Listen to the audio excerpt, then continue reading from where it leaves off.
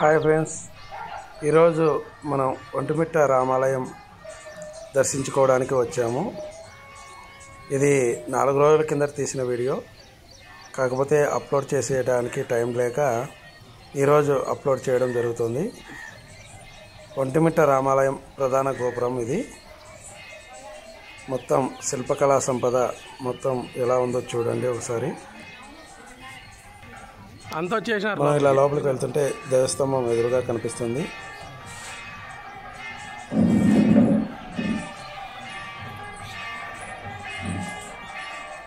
దేవస్తంభం అతి పెద్దగా భారీగా దర్శనమిస్తూ మనకి స్వాగతం చెబుతోంది.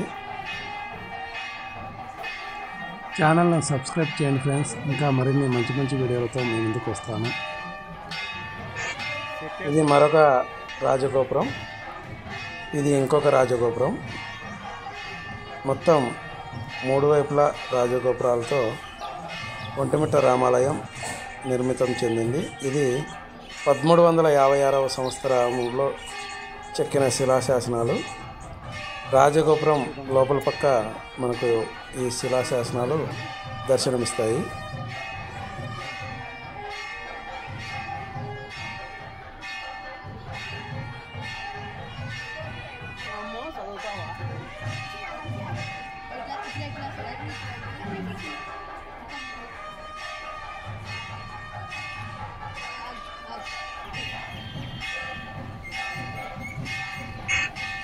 ఇది ప్రసాదం పోటు ఒంటిమిట్ట రామాలయంలో.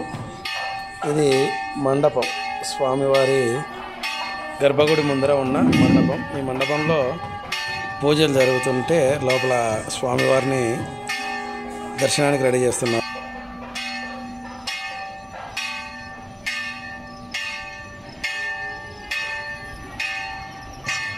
స్వామివారి గర్భగుడి కలశ గోపురం. ఈ గుడిని ఏదో మోడలేషన్ చేస్తున్నట్టున్నారు, అందుకే మొత్తం ఇలా అక్కడక్కడ హ్యాంగ్లర్లు మొత్తం అన్నీ ఉన్నాయి.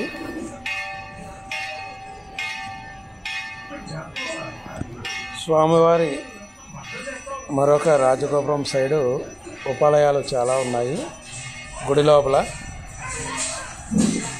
రామలింగేశ్వర స్వామి సన్నిధి, అలాగే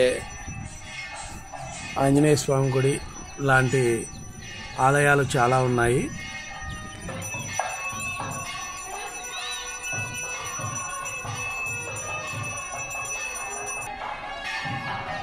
మనం ఇప్పుడు గుడి లోపలికి వెళ్తున్నాము. దర్శనం కోసం చాలామంది భక్తులు ఎదురు చూస్తున్నారు. ఇంకా స్వామివారి దర్శనానికి సమయం అక్కడ వారు తెలపడం జరిగింది. ఇక స్వామివారి మూల విరాట్ను మనం వీడియో తీయలేము.